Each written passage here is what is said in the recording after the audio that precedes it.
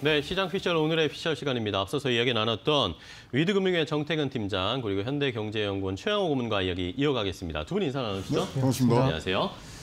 자, 오늘 시장은 일단은 어제도 그랬고 좀 쉬어가는 양상이 나타나고 있습니다. 아무래도 지난주까지 해서 단기적으로 많이 올라왔고 이러다 보니까 쉬어가고 이제 앞으로의 방향성을 좀 탐색하고 있는 것으로 보이는데 아까 최영호 고문님께서는 계속 이번에는 이제 매수할 수 있는 찬스다. 올해 마지막으로 들어갈 수 있는 좋은 종목 골라낼 수 있는 찬스다라는 이야기를 해주셨고 그런 것들을 개인 투자자분들도 많이 좀 느끼고 있는 것 같아요. 11월에 좀 파시다가 이제 약간씩 뭘 사야 되나라는 그런 질문이라든지 이런 뉘앙스들이 많이 느껴지고 있습니다.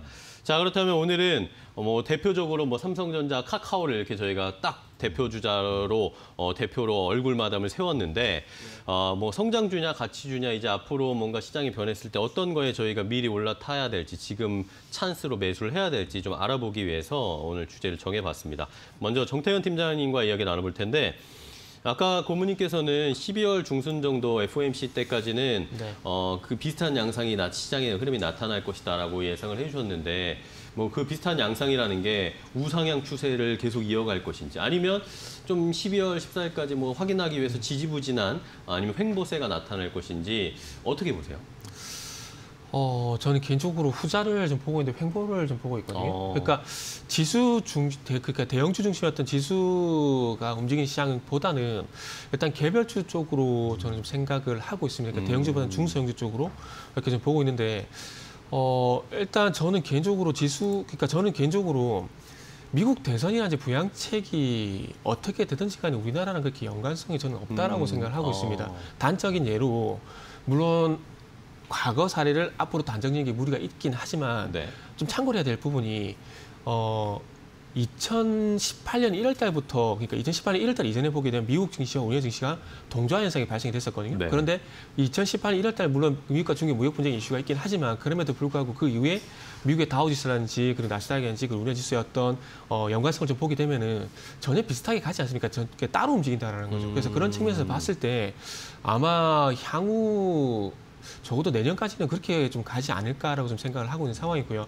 그리고 삼성전자가 물론 미국 증시가 좋아지게 되면 받는 수혜자는 맞긴 하지만 그럼에도 불구하고 삼성전자 같은 경우에도 미국 증시와 탈동조화되고 있다는 부분, 그러니까 디커플링 되고 있다는 부분들을 봤을 때 저는 지수 대형주의 어떤 뭐라 될까요? 그 승부를 거는 것보다는 종목적으로 결국 우리가 수익이잖아요. 그래서 지수의 수익이 날 수 있는 부분이 종목적 수익이 날 수 있는 부분인데 어떤 그 수익률 퍼센테이지 양쪽 다 수익이 나겠지만은 퍼센테이지 측면에서 봤을 때는 종목들 쪽으로 좀 보는 게 맞지 않을까라고 저는 좀 생각을 하고 있습니다. 그래서 아까 전에 블랙 프라이데이 이런 얘기도 말씀해 주셨는데 그런 부분들을 봤을 때 저도 개인적으로 신세계라든지 롯데쇼핑이라든지 이런 유통주 쪽으로 한번 보시는 것도 좋지 않을까라는 생각을 좀 하고 있습니다. 네. 자, 정태근 팀장님은 미국의 경기 부양책이 우리에게 그렇게 큰 영향을 주진 않을 것 같다라고 예상을 하셨는데 하지만 고문님은 조금 다른 의견이실 것 같아요. 아니, 그러니까 이제 아까 말씀드린 환율 입장에서 생각을 하기 때문에 그런 부분에는 아주 직격탄을 날릴 수 있는 게 경기 부양책이기 때문에 이제 말씀을 드렸고요. 결국 지금 전체 글로벌로 보시면 이렇지 않습니까? 선진국에서 신흥국으로 이동을 지금 자금들이 하고 있는데 신흥국 중에는 그래도 제일 빨리 방역에 성공하고 경기 회복을 한 게 한국하고 중국이단 말이죠. 따라서 이 자금이 계속 유입이 돼야지만 저희 모멘텀이 살아가는데 지금 아까 말씀드린 이제 앞으로의 한 달 정도의 기간 동안에 뭘 사시라고 하는 것보다는 제가 뭘 하지 말라고 좀 말씀을 드리고 싶어요. 그럴까요? 왜냐하면 지금 이 백신 랠리는요 성장주 가치주 같이 지금 올리고 있거든요. 그래서 여러분이 잘하시고 친숙한 것들 하시면 되는데 첫째 하지 마셔야 될 게 뭐냐면 단기 급등한 모멘텀주는 이제 좀 정리를 하셔야 됩니다. 네, 이거는 더 이상 끌고 갈 수 있는 힘이 좀 부족해졌고요. 그 다음에 지금 제가 보기에는 과거 이제 2018년도 기억나시죠? 1월 29일에 2,600을 뚫었잖아요. 그때를 보면요. 그때 SK 하이닉스하고 삼성전자 주식이 쫙 끌고 갑니다.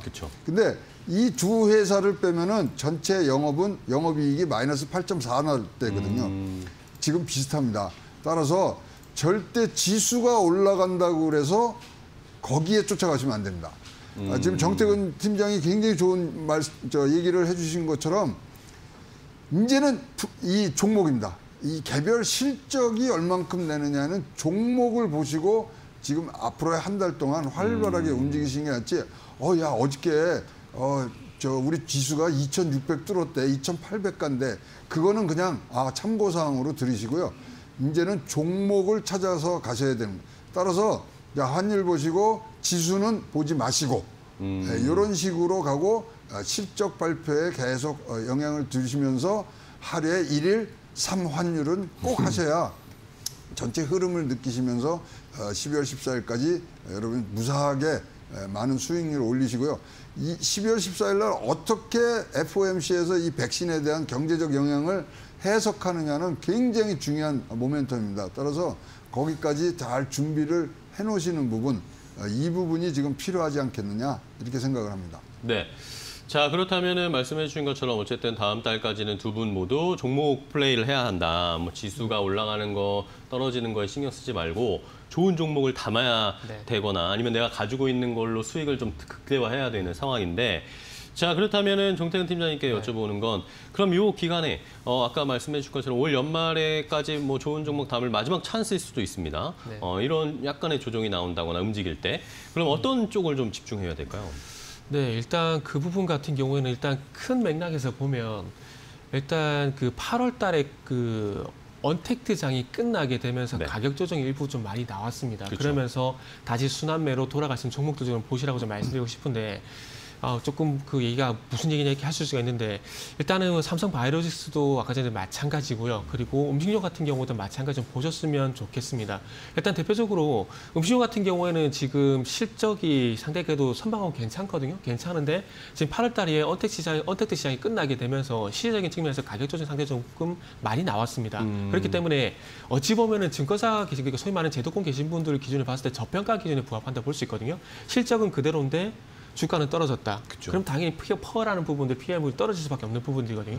그러면은 저평가에 대한 부분들이 부합이 될 수 있는데 왜 이런 논리를 말씀을 드리냐면은 최근에 금융주가 상당히 좀 많이 올랐잖아요. 그쵸. 근데 그 금융주가 많은 좋은 얘기들이 나오고 있긴 하지만 그럼에도 불구하고 가장 많은 리포트가 저평가에 대한 얘기가 되게 많이 나왔어요.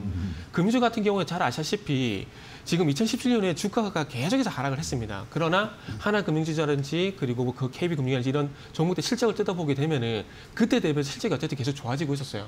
그러니까 소위 말하는 퍼라는 것들이 그냥 간단하게 말씀드리면 분모는 실적이고 분자는 주가거든요. 근데 분모는 그대로 있는데 분자라고 할 수 있는 주가는 계속해서 하락을 했다라는 거죠. 네네. 그래서 그런 부분들을 보게 된다면 저평가 기준이 들어가게 되는 거고 이 저평가라는 핑계로 인해서 쟤네 금융주가 좀 강세를 보였거든요. 근데 음식료 섹터도 마찬가지로 금융주와 마찬가지로 저평가 구간에 좀 들어갈 수가 있다라는 거죠. 그렇기 때문에 음식료 섹터를 한번 보시는 것도 좋지 않겠나 생각 좀 하고 있고요. 그래서 저는 개인적으로 최근에 보고 있는 종목이 좀 생뚱맞지만은 롯데그룹주들, 롯데푸드라든지 롯데칠성, 롯데제가 저는 시장에서 조금 주목하지 않은 종목군도 좀 좋아하거든요. 네. 그래서 그런 쪽으로 좀 최근에 좀 관심을 가지고 있고 실적으로 매수도 좀 하고 있는 상황입니다. 그리고 삼성 바이오로직스 같은 경우에도 일단은 코로나 이슈보다는 조금 새롭게 신성장 동력, CMO는 너무나 당연한 얘기고 CDU라든지 CRO 같은 이런 부분들을 통해서 추세가 좀 전환될 것 같아요. 그래서 그런 측면에서 봤을 때 추세 전환으로 인한 종목을 좀 보게 된다면 100만 원 돌파도 저는 좀 관심을 가져야 되지 않겠나라고 생각을 하고 있습니다. 그래서 지금 최근에 뭐 그래서 바이오 쪽도 새로 보고 있고 음식료 쪽도 새로 보고 있는 상황이고 앞으로 조금 더 이제 또 턴이 될 만한 종목들 좀 찾고 있는데 그런 부분이 더 많다라면은 또 추가적으로 말씀 좀 드리도록 하겠습니다. 네네, 알겠습니다.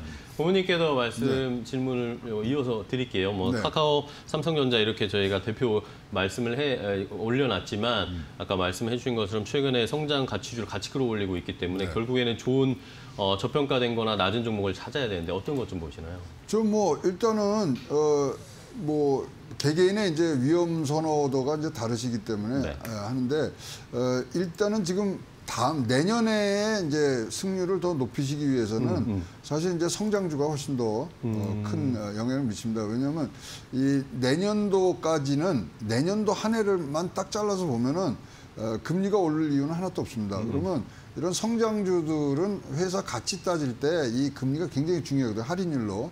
그래서 조금 더 내년 모멘텀을 이어갈 수 있는 것은 성장주다.